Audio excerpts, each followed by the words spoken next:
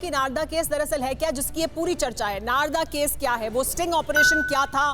दरअसल ये 2014 से पहले का मामला है, 2014 के आसपास है, उससे पहले ये स्टिंग किया गया था।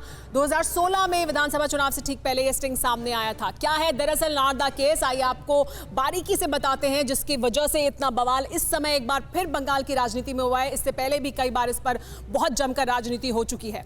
टीएमसी के 10 नेताओं पर रिश्वत लेने का आरोप है। दरअसल एक स्टिंग किया गया था और उस स्टिंग में टीएमसी के 10 नेताओं पर यह आरोप था कि वो रिश्वत लेते हुए कैमरे पर दिखाई दिए।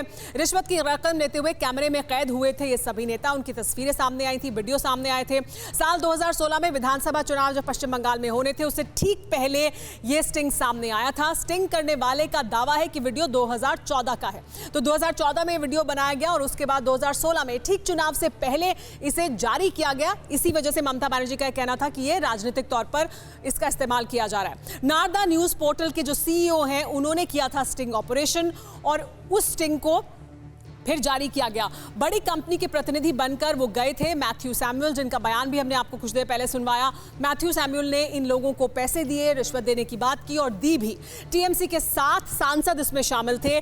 3 मंत्रियों को 4 से 5 लाख की रिश्वत दी गई थी और वो पूरी कॉन्वर्सेशन स्टिंग में वीडियो में कैद थी। कोलकाता के मेयर शोभन चैटर्जी को भी दिया गया था पैसा और उन्हीं को अभी भी हिरासत में लिया गया है। फोरेंसिक जांच में स्टिंग का वीडियो सही पाया गया था और उसके बाद कोर्ट ने कहा था कि सीबीआई पूरे मामले की तफ्तीश करे।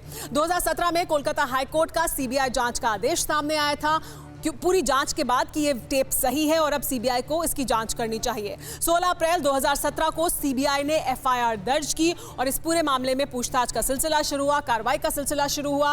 एफआईआर में 13 नेता हैं, इसके अलावा कुछ अधिकारी भी हैं जिन्हें नामजद किया गया था, जो एफआईआर सीबीआई की तरफ से दाखिल की गई थी। सुप्रीम कोर्ट ने हाई कोर्ट के आदेश को बरकरार रखा था कि हाँ, इसमें जांच होनी चाहिए, सीबीआई इस पूरे मामले की जांच करे। स्टिंग में कैश लेते हुए नहीं दिखाई दिए थे मुकुल रॉय स्टिंग में कैश लेते हुए नहीं दिखाई दिए थे, लेकिन उसके बारे में बातचीत जरूर हो रही थी। काफी कुछ उसमें हुआ था जो मुकुल रॉय बातचीत करते हुए दिखाई दिए थे। दरअसल नारदा स्टिंग में किस किस के नाम है, कौन कौन से बड़े नेता हैं जो इसमें शामिल हैं, जिनके नाम इसमें सामने आए थे। तो देखिए, 1-2 नहीं, तमाम नेता हैं जो इसमें शामिल हैं, चाहे वो टीएमसी के और अब टीएमसी से खेमा बदलकर जो बीजेपी में चले गए।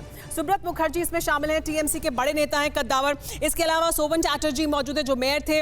मदन मित्रा टीएमसी के नेता हैं। फिरहाद हकीम बहुत बड़े नेता हैं और काफी करीबी माने जाते हैं ममता बनर्जी के। सुल्तान अहमद टीएमसी के जो ये नेता हैं, ये भी इसमें शामिल थे। तो ये तमाम नेता, इसके अलावा भी और नेता हैं जो इसमें शामिल पाए गए थे, जिनके खिलाफ एफआईआर की गई थी।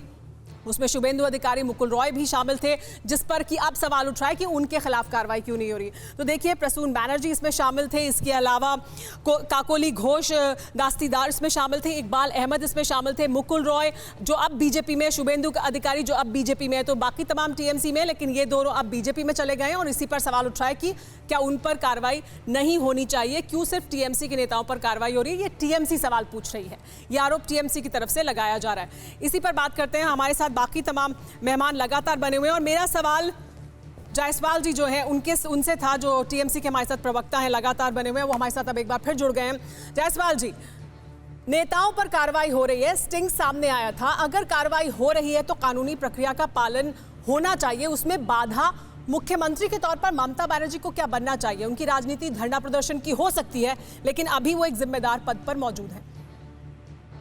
मैडम, मैं आपको सीधा बात बता देता हूँ। जिस तरीके से हमारे जो वरिष्ठ जो गुरुजन हैं, जिन्होंने जिस तरीके से बोला है कि जो भी प्रक्रिया सीबीआई ने रखी, जिस तरीके से वो बैकडोर 7 मई तो जिस तरीके से उन्होंने ये कार्य का निर्वाह किया, और जहाँ तक हमारे जो गवर्नर साहब हैं, तो गवर्नर साहब कम बीजेपी के प्रवक्ता और बीजेपी के स्पोक्स पर्सन ज्यादा हैं, तो बीजेपी के नेता ज्यादा, अभी तक वो गवर्नर के रोल में आ ही नहीं पाए। निश्चित हो गया है। क्योंकि भाई जब सीबीआई ने अपने प्रोटोकॉल को मेंटेन नहीं किया, अरे भाई आप एक चुनी हुई सरकार के बारे में बात कर रहे हैं, जनता का जनादेश मिला है जिसको, उसके बावजूद भी, और जहां तक हमारी नेत्री का सवाल है, वो हर समय परस्पर अपने लोगों के साथ खड़ी रहती हैं। वो इसलिए कही है कि भैया जो तरीका आपने अपनाया है वो गलत है, और आज ये सिंबॉलिक स्टेटमेंट ममता बनर्जी ने दे दिया है पूरे देश को। नहीं, लेकिन मानव जायसवाल जी, अगर एक चुनी हुई सरकार है, मानव जायसवाल जी, लेकिन अगर एक चुनी हुई सरकार है तो क्या उसके प्रतिनिधियों से सवाल जवाब, उनके खिलाफ अगर कोई पुराने मामले चल रहे हैं तो उस मामले को आगे लेकर नहीं बढ़ाया जा सकता? मैडम, ये जरूर है कि उस पर बाकी तमाम हमारे मेहमान सवाल पूछ रहे हैं, वो हमने बीजेपी से सवाल पूछा, लेकिन आप भी तो सवाल का जवाब दीजिए। टीएमसी का जो व्यवहार है वो कहां तक ठीक है कोरोना काल में ऐसा? मैडम जी, फिराद हकीम, बॉबी हकीम जो नाम है ना, वो अपने में ही एक बहुत बड़ा व्यक्तित्व रखता है। सिर्फ नाम, जिस तरीके से उन्होंने कार्य का निर्वाह किया है 24 घंटे मैडम, 24 घंटे कोरोना काल में लोग लगे रहते हैं, इंजेक्शन से लेके घर तक बढ़ने, इतने अच्छे से उन्होंने कार्य का निर्वाह किया। और कठिन परिश्रमी है लोग, परिश्रमी लोग हैं। सुब्रत मुखर्जी पंचायत के परिश्रमी लोग हैं। और जहां तक आप लॉ मिनिस्टर की बात करें, वो खुद एक लॉयर हैं। और एक लॉ मिनिस्टर क्या अपने बंधु के लिए नहीं जा सकता? क्या वो अपने व्यक्तित्व को छोड़ दे कि नहीं भाई ये तो मेरा परिवार है? नहीं, कल डॉक्टर बोलेगा नहीं भाई ये तो मेरा परिवार नहीं है, हम इसका इलाज नहीं कर सकते। नहीं, मानव जायसवाल जी, मैं आपसे एक बहुत सीधा लिमिटेड सा सवाल पूछ रही हूँ। कोरोना काल में लॉकडाउन है ना पश्चिम बंगाल में? लॉकडाउन है, एक व्यक्ति को ये कहा गया है कि आप अपने घर में रहें, जरूरी हो तो बाहर ना निकलें। कल जो तस्वीरें हमने देखी उसमें लॉकडाउन का पालन किया जा रहा था, कोविड प्रोटोकॉल का पालन हो रहा था क्या?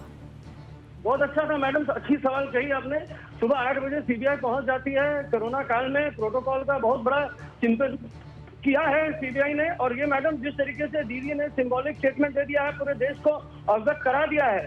ये जो 2 और 2 की सरकार है ना, ये जिस तरीके से हर इंस्टीट्यूशन को खंडित कर रही है।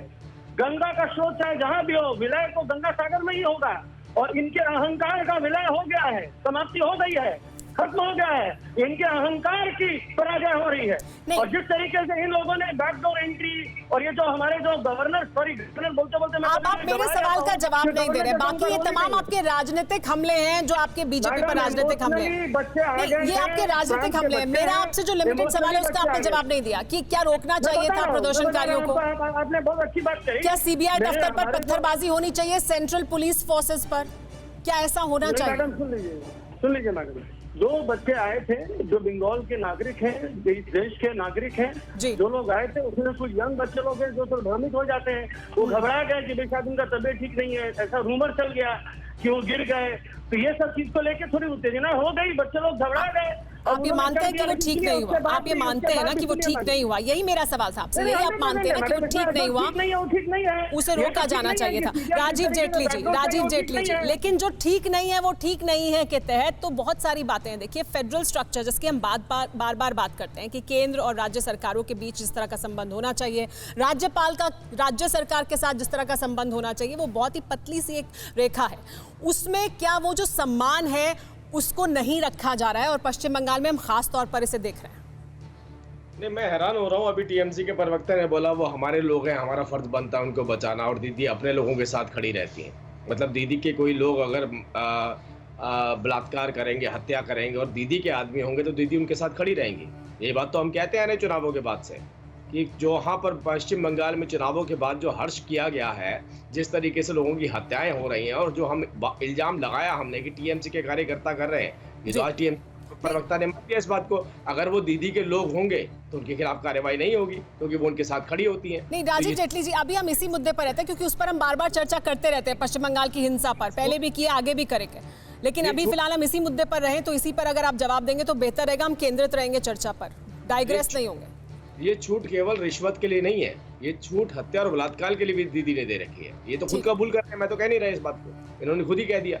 देखिए, एक वक्त पे इतनी संजीदा पोजीशन पे बैठी हैं, एक मुख्यमंत्री हैं, मुख्यमंत्री को कम से कम इस वक्त पे अपना चेहरा छुपा लेना चाहिए था कि मेरी जो सेना है उसके पास जो अधिकार थे रिश्वतखोरी के, वो पकड़े गए हैं। फिलहाल मुझे इसके ऊपर कोई टिप्पणी नहीं करनी चाहिए। नहीं सर, लेकिन राजीव जेटली जी, सवाल इस बात पर हो रहा है, टाइमिंग पर सवाल इस बात पर हो रहा है, क्या इस तरह से कार्रवाई होनी चाहिए थी? कार्रवाई प्रक्रिया के तहत होगी तो होगी, वो जिस तरह से बढ़ेगी आगे कोर्ट के तहत, सीबीआई के तहत, वो होगी कार्रवाई। लेकिन जो टाइमिंग है, जिस तरह से की गई है कार्रवाई, उस पर सवाल है। मैंने तो आपसे पहले भी बोला था, थोड़ी देर पहले सुमेरा जी, अभी थोड़ी देर पहले भी आपको बोला, टाइमिंग की बात की जाती है। तो वो टाइमिंग कौन सा था जिस वक्त पे अपने कमिश्नर के डिफेंस में ममता दीदी सड़क पे बैठ गई थी? क्या वो टाइम था? वो गलत टाइम था क्या? उस टाइम पे जब सेंट्रल फोर्सेस, मतलब ममता बनर्जी की राजनीति इस तरह की। फिक्र आपकी, सोमवार से शुक्रवार रात 9 बजे सिर्फ TV9 भारतवर्ष पर।